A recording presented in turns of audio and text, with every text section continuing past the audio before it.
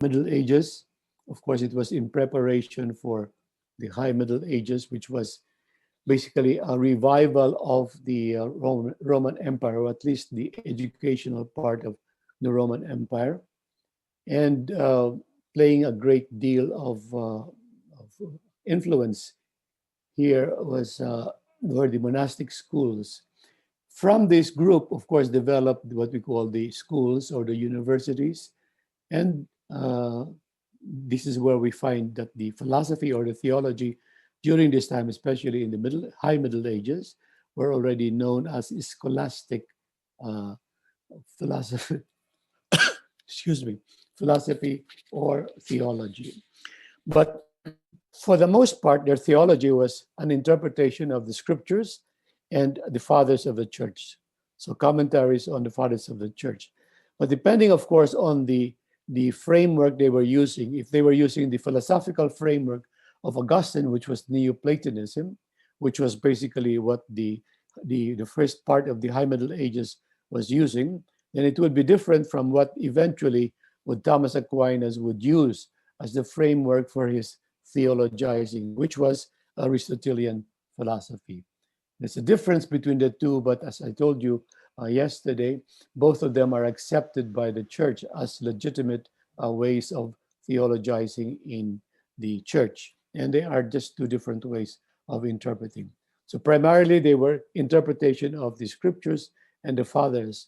And when the use of the philosophy as the basic framework for theology became more and more widespread, then eventually what took over was a more philosophical understanding of theology.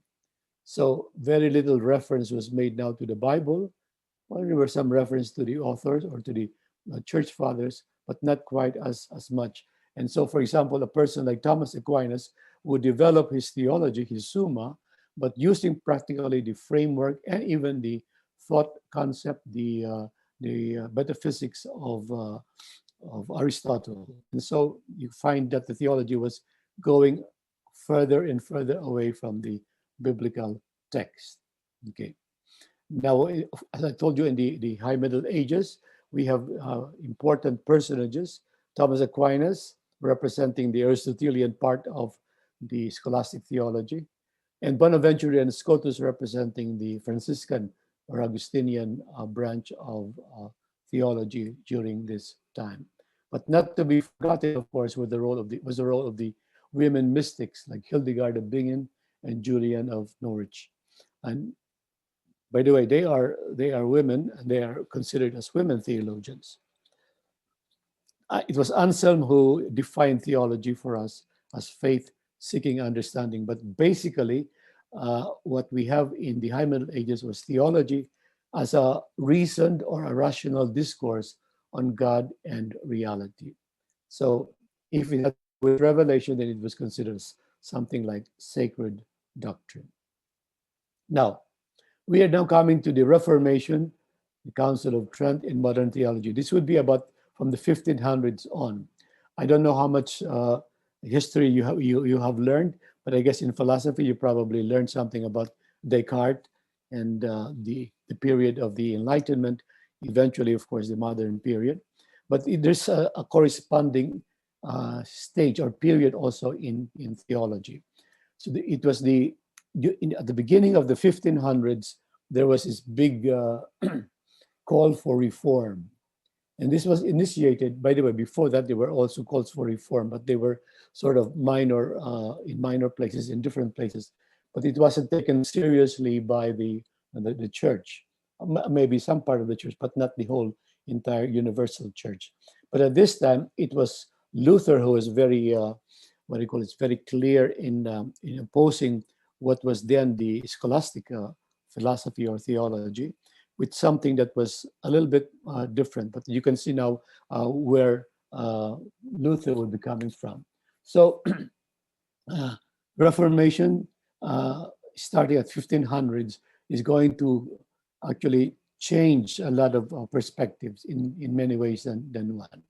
But during this period, we will also talk about the what we call the Counter-Reformation, as well as the theology, the development of theology, and what we call the modern period.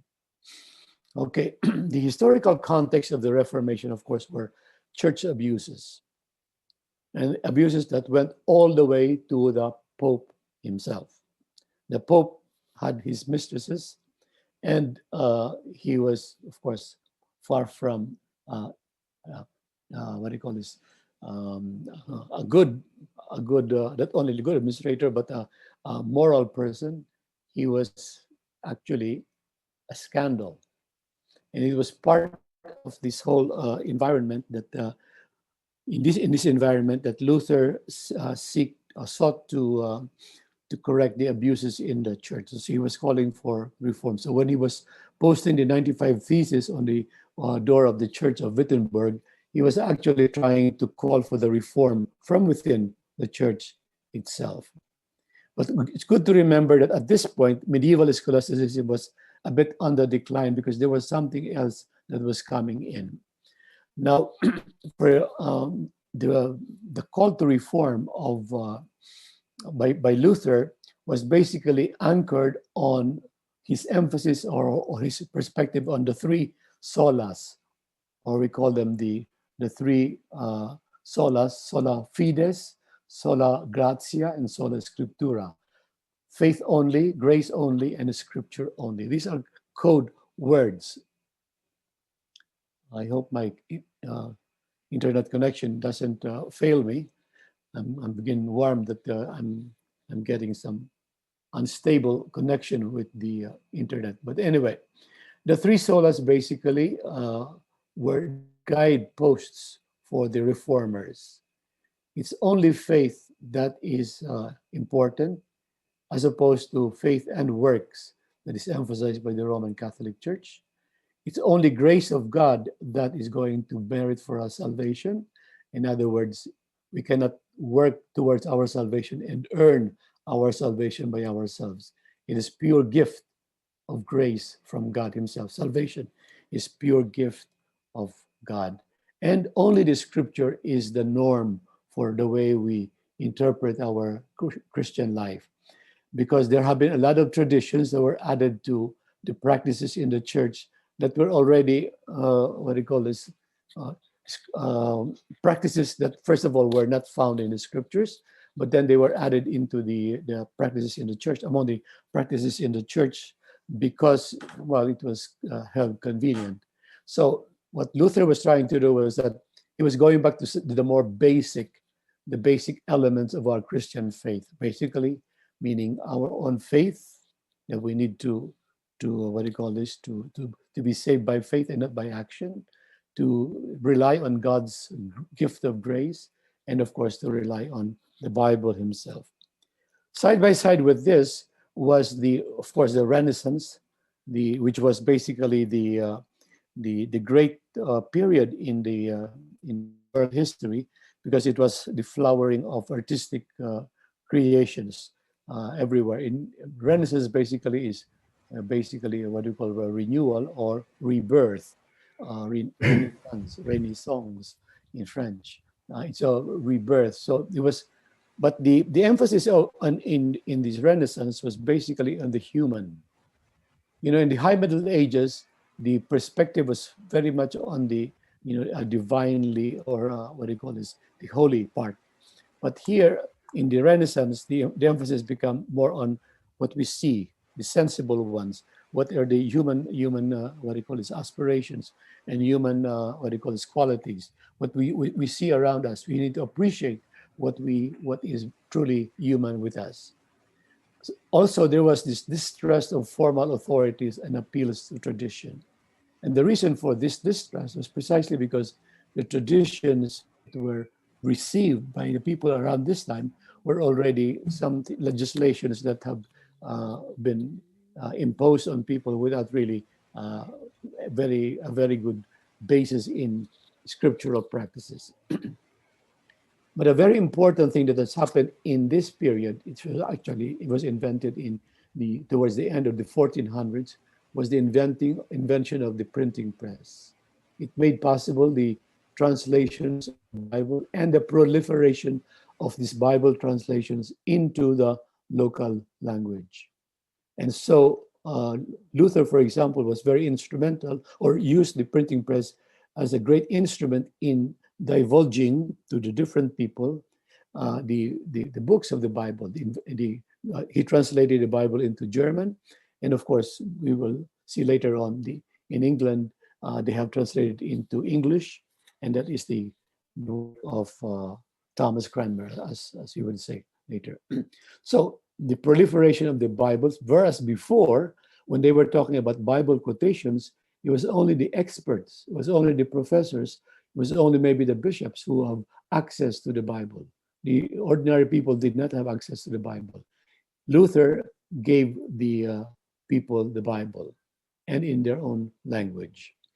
Up to this time, in the Roman Catholic Church, the Bible was still in Latin. They did not want it to be translated into the local language, only in Latin. So, if you did not know Latin, sorry na lang, sorry, okay. And the other part of the historical context is Anglicanism. Anglicanism is, of course, that revolt that Henry VIII had made in England when he was not allowed to divorce his first wife and to marry the second wife. He decided what he called separate from the Roman Catholic Church and found his own church, which is basically called the Church of England. And the head of the Church of England is the king, is the monarch, is the royalty. And actually, up to now, the head of the Anglican Church is the Queen. Okay, so there's no more recourse to the Pope as the final authority or the absolute authority in matters of Christian faith among the Anglicans, but it's now up to the king himself. But everything else, including except for the Bible translation into English, but the practices were practically the same as the Roman Catholic Church. So even up to now, when we go to the Anglican liturgies, you would find that they are very, very close or very similar to what we find in the Catholic Church. The only thing that they have is that it is more formal, what do you call this, liturgical celebration that what we have in the Catholic Church. Among the theologians, of course, was Martin Luther, and the one who actually promoted the separation from Rome, Philip Melanchthon. Martin Luther actually, as I said, did not want to separate from Rome, but eventually he had no more choice because it was Philip Melanchthon and, of course, the other German princes who were instigating him to separate from Rome because they also had their own interests. In that way, the German princes who were Catholic at that time, when they separated from Rome, they could now control their own destiny and their own wealth. Other groups, these are what we call the Reform movements. John Calvin and Ulrich Zwingli. John Calvin was in Geneva, Switzerland, and Ulrich Zwingli was around Switzerland also. But they eventually founded the Presbyterians, and of course there were others who were called the Methodists.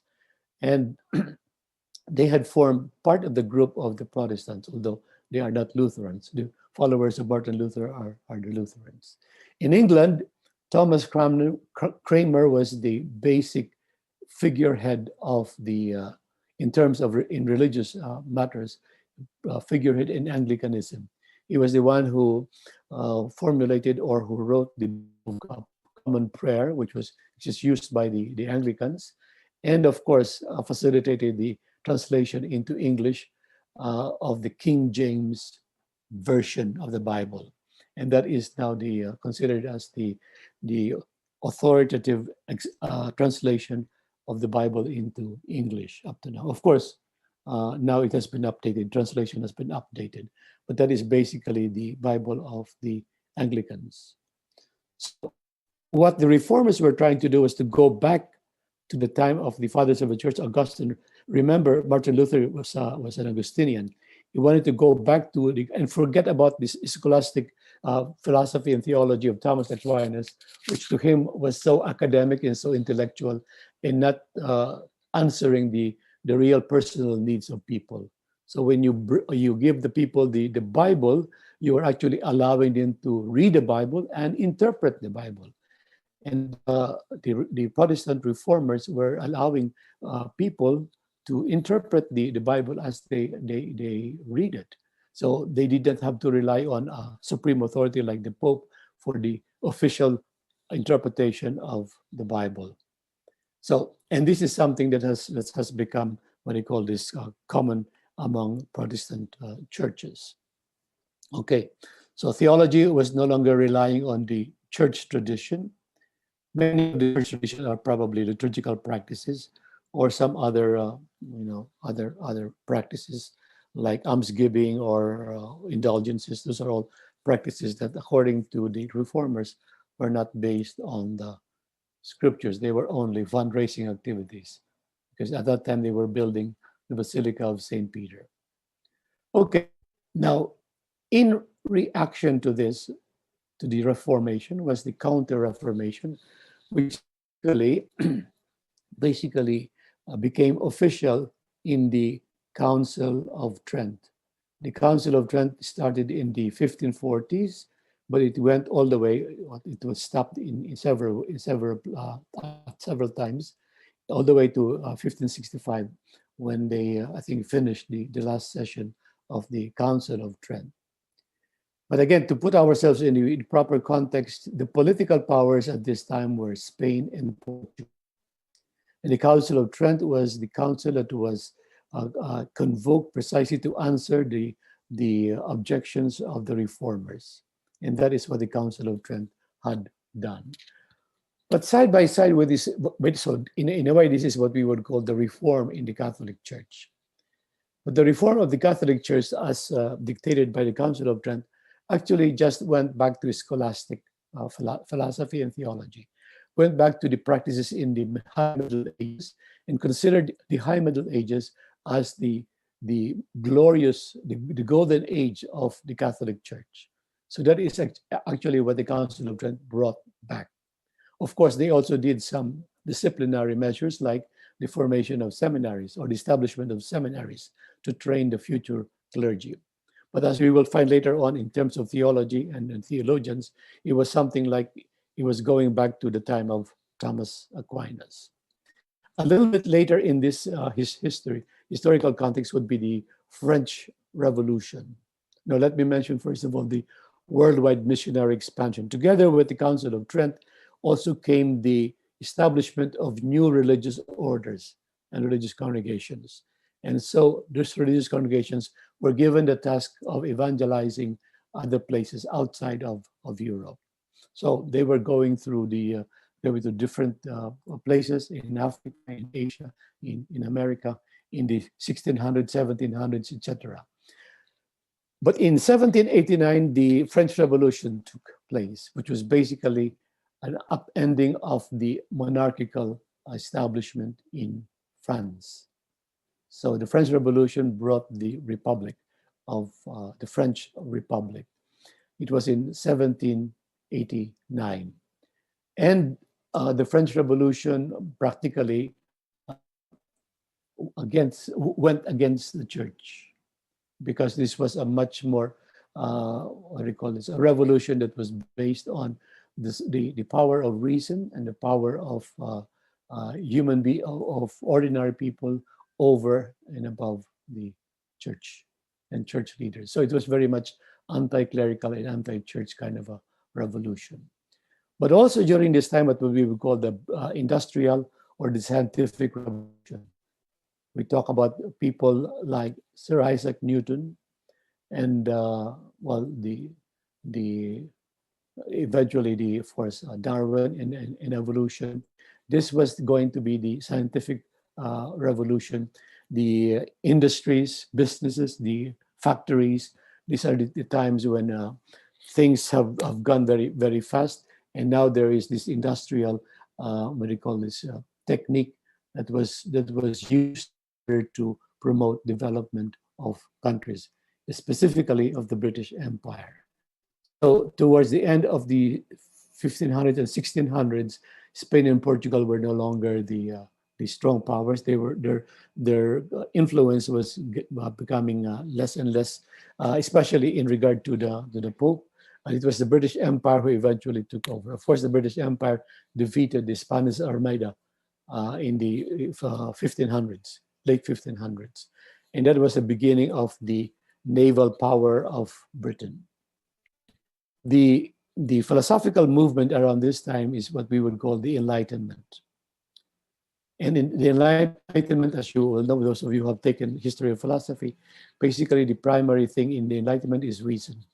Reason is the only formal authority to judge human experience, not faith, not the church, but reason.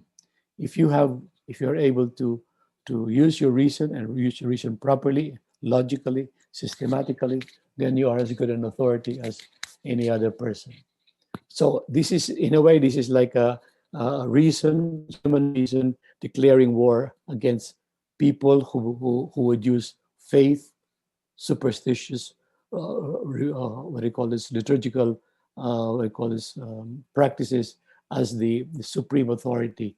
Here, if it is not, it cannot be explained by reason, then it is a myth. It is probably a superstition. That is basically what Enlightenment tries to say. I'm trying to simplify it because we really do not have the time to elaborate on the different aspects of the Enlightenment.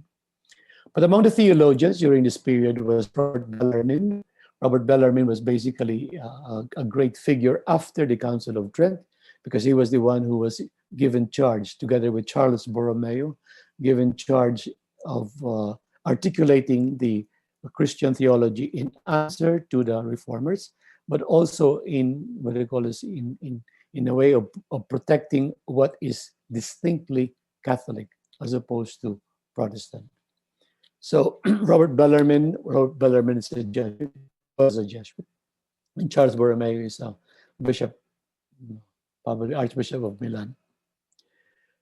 A little bit later, I think this is more in the 1700s and 1800s, with what we would call Baroque scholasticism. It's the scholasticism of the Middle Ages in the sense of we're following Thomas Aquinas is still as the number one authority, but there were what we would call the Spanish school of scholasticism, which the famous people there, Torres and Molina.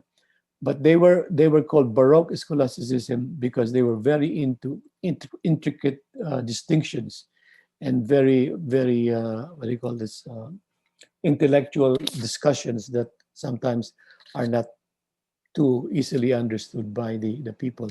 And most of these are on the level of moral theology, the moral theology. In regard to in the Enlightenment, and its respect for religion, there is a place for religion in the Enlightenment, but it has to be a religion that is explainable by reason. And this is basically what we call rational religion or deism. The American Constitution is basically a deistic constitution. Even if it talks about God, it talks about God in a rational way.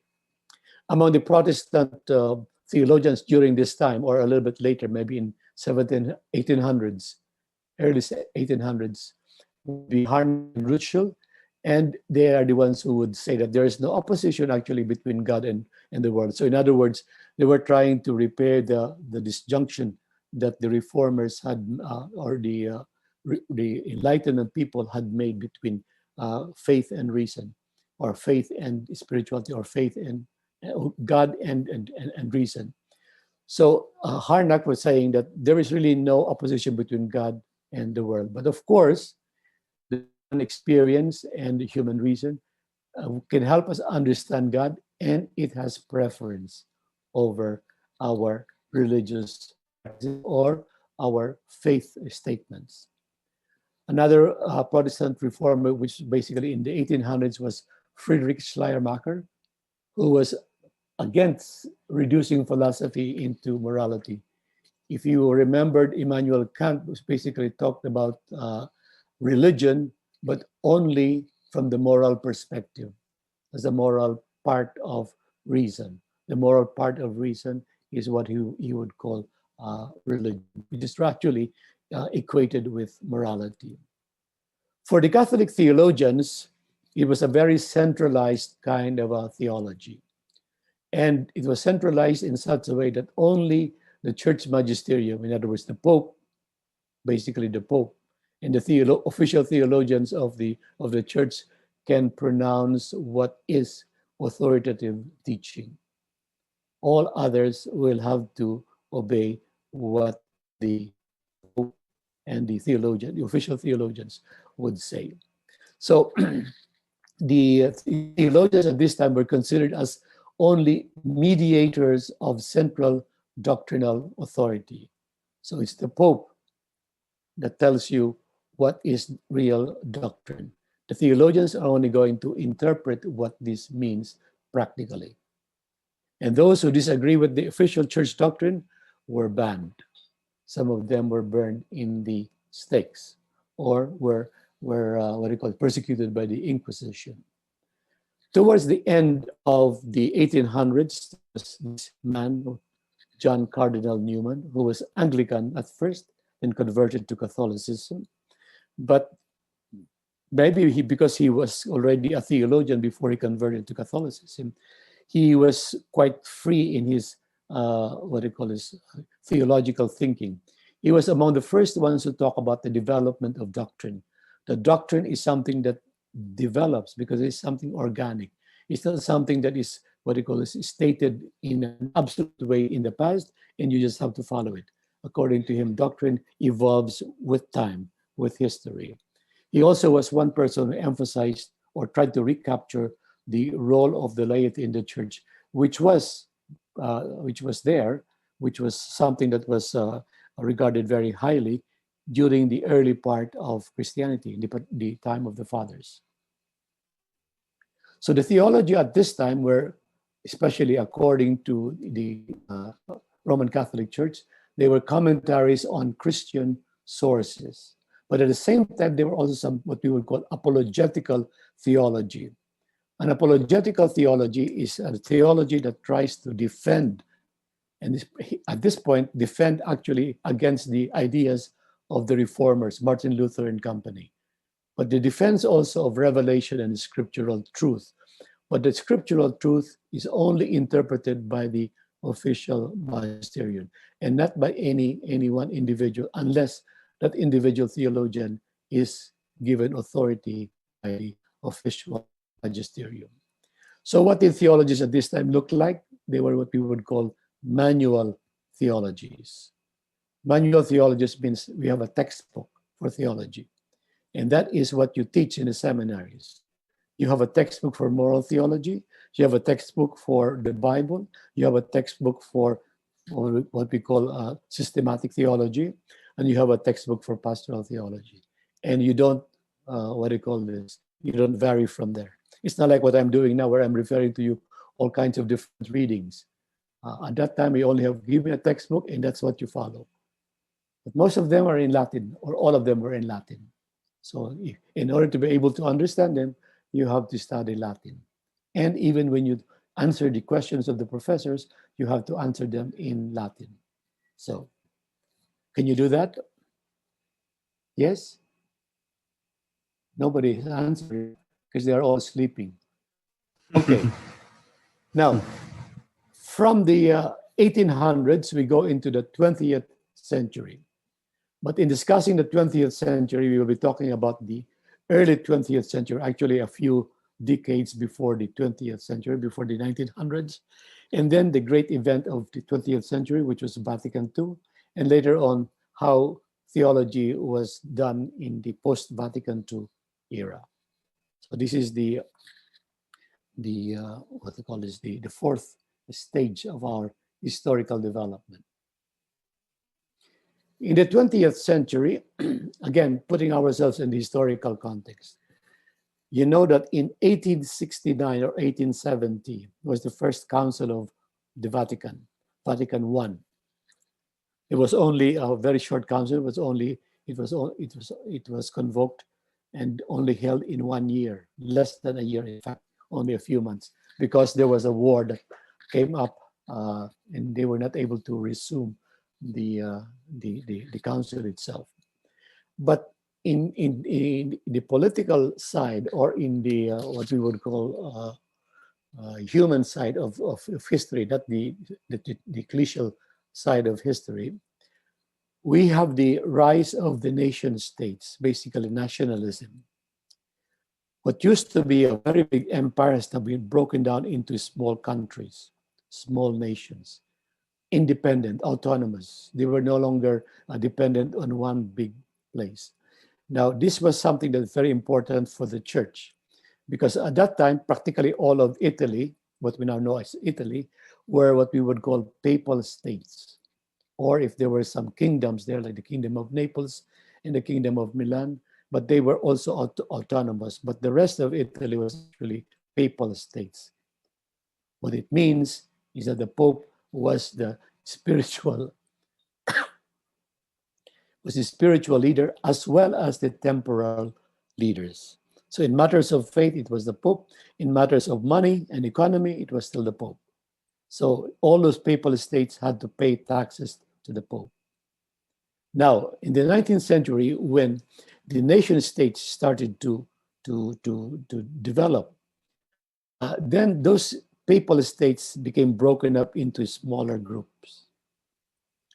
And eventually, what happened, of course, towards the what they call is the end of the 1800s, was the formation of what we now call the Italian Republic, which consisted basically of all those papal states plus the Kingdom of Naples and the Kingdom of Milan. That is now what we call the present-day Italy. So the Pope was simply given the Vatican. So the Vatican the Pope can stay in the Vatican. That is his place. But you can see Vatican is a very small state. But of course, the popes had properties outside of the Vatican, and they remained property, some of the properties, except for the land. Some of the properties, some of the buildings that belonged to the Pope were retained by the Pope. And so in a way, what happened towards the end of the 19th century was that the Pope lost the temporal power or the economic power or the material power. So no longer receiving revenues from the different papal states, they now have to can only assert spiritual power. And in response, Pius IX declared the doctrine of papal infallibility. Okay. Of course, from the point of view of theology, the doctrine of papal infallibility was only talking about papal authority, especially in matters of faith and morals. In other words, on the spiritual side. It wasn't talking about infallibility of the Pope in matters temporal, the economic part. It wasn't talking about that. But if you know the proper context, the rise of nation states, the rise of new countries, then you will understand why the Pope would declare papal infallibility, because he still retains some kind of absolute power. Yun nga naman is basically spiritual power, but still he's able to claim that he has an absolute power. But around this time, especially in the 1900s, early 1900s, the world center had shifted, or was shifting from Europe to America. The big, up to this time, as we can see, up to this time, Europe was basically the center of the world. When we talk about the world history, we're talking about the history of Europe. In fact, as I told you earlier, it doesn't include the history of China, which was also a very strong power for the 2,000 years that it had existed before. It has what I call this, enjoyed great prosperity.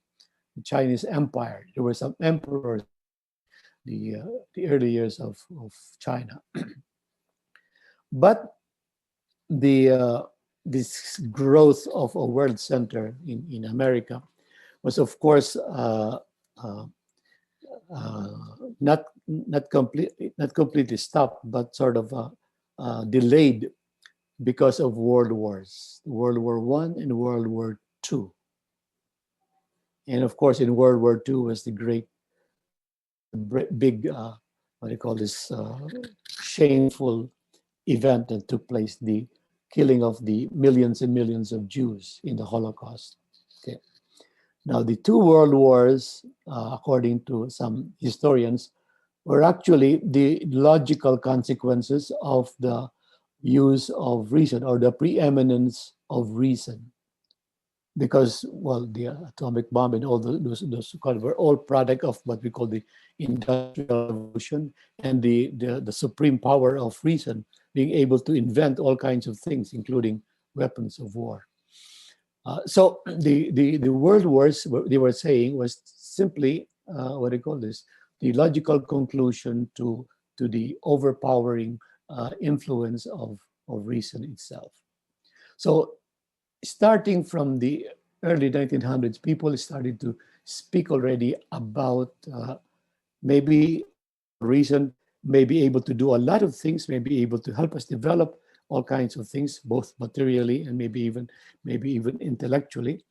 But in the end, relying too much on it may not bring us to something good, as the world wars have shown.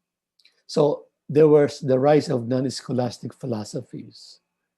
Marxism, for example, was among the first philosophies to question precisely capitalism, the whole idea of the Industrial Revolution, which was impoverishing many people, becoming more and more people remained as poor people, forced especially in Russia. But part of the problem in Russia, of course, was the Tsar. The Tsar. The Tsar was the what do you call this? Was the absolute monarch, and he was the only one who had say on almost everything. And the rest of the population in Russia were poor, and so Marxism and communism eventually, of course, was the ripe was found a ripe ground for its ideas. Eventually, of course, they moved not only from rationalism but eventually to atheism, to deny God completely. During this time, in the 1900s, the other philosophical movements were existentialism, phenomenology, historical critical analysis. These are all the different philosophies that sort of uh, shaped the early part of the 1900s. As far as the Catholic Church is concerned, the Roman Catholic Church is concerned, there were three big movements that were instrumental eventually in the reform of the Second Vatican Council. There was the renewal in the Bible, renewal in the liturgy, and renewal in the dialogue between the Roman Catholic Church and the Protestant churches, what we call the ecumenical dialogue. So, in terms of the biblical, what do you call this movement, biblical renewal, people, especially the Protestants, they were questioning the authority of the Bible itself. Because according to them, remember they were using their reason, and reason was the primary explainer of the doctrines of the faith. They were saying that in the Bible there are a lot of things that cannot be supported by reason. The creation, for example, Adam and Eve, for example, are they real persons? And so the scientific discoveries have put a lot of questions on the many things and many ideas that we find in the Bible. Creation did not happen just in 6 days or 7 days. Creation happened in a long, long time, thousands of years, even millions of years, according to science. So, in other words, it questioned basically what the Bible was saying. So, the church, both the Protestants and the Reformers, did not have a choice but to try to find out what is really the meaning of the Bible. So even in matters of practices, surgical practices, again, the Protestants were already complaining about some practices that were not based on the Bible, but there were also practices that what they call this, they were questioning precisely because they developed mostly from the Middle Ages. For example, what people call the Latin Mass, the what we now call the Tridentine Mass, but it was actually that's the Scholastic or the High Middle Ages Mass, a very very triumphalistic, solemn kind of celebration. Those were not the way. That was not the way the apostles and the early Christians were celebrating their Eucharist. It was much simpler than that. So it was only in the High Middle Ages that all these things developed. And that is why both Protestants and other rationalists or people of the Enlightenment were beginning to question precisely practices like this. that were not actually not scripture based, but were man-made traditions. So Bultmann was among those people who were what do you call this? Who were trying to demythologize many of the stories that you have in the Bible. And he was trying to distinguish between those things that we can believe and those things that were simply just stories. Rudolf Bultmann was saying that. Another Protestant theologian who was prominent, especially in the 1900s now, was Karl Barth. You can see the picture, the bottom right is Karl Barth. He's a Protestant theologian. Basically, he was actually following the Lutheran Augustinian perspective, that as far as they are concerned, whenever we speak about God, we really are talking about something that we really do not know anything about, because nobody can know who God is, because God is unknowable by himself. God is unknowable. So whatever we say about God is simply our human way of connecting with what is unknowable. Okay, so that is what is basically referred to when we speak about dialectical theology. Anything that we do is simply a way of expressing what is unexpressible. Now, Paul Tillich was also of the same school, but he went a little bit further. Not further, but I mean a little less distrustful of what do you call this, our academic or intellectual interpretations. He was a little bit more allowing for the idea that a symbol is very rich in meaning, and it doesn't have to be a literal interpretation. Symbol is not a literal interpretation. It's simply a artistic, a literary kind of a statement that will have to be taken as it is. Dietrich Bonhoeffer was the Protestant theologian who gave his life, who died, and he was killed by the Nazis in Germany. But he basically was going back into a more, what do you call this? His book on Christology, of course, was the inspiration for liberation theology. He was very much, very, very strong on the whole idea of liberation and the idea of freedom as the main message of Jesus. And that therefore, that freedom is not just a spiritual freedom, it is a freedom that is here in our world. Freedom from capitalism, freedom from what do you call this, the rationalism or the other isms that are there, but freedom in order to be able to assert our own human dignity.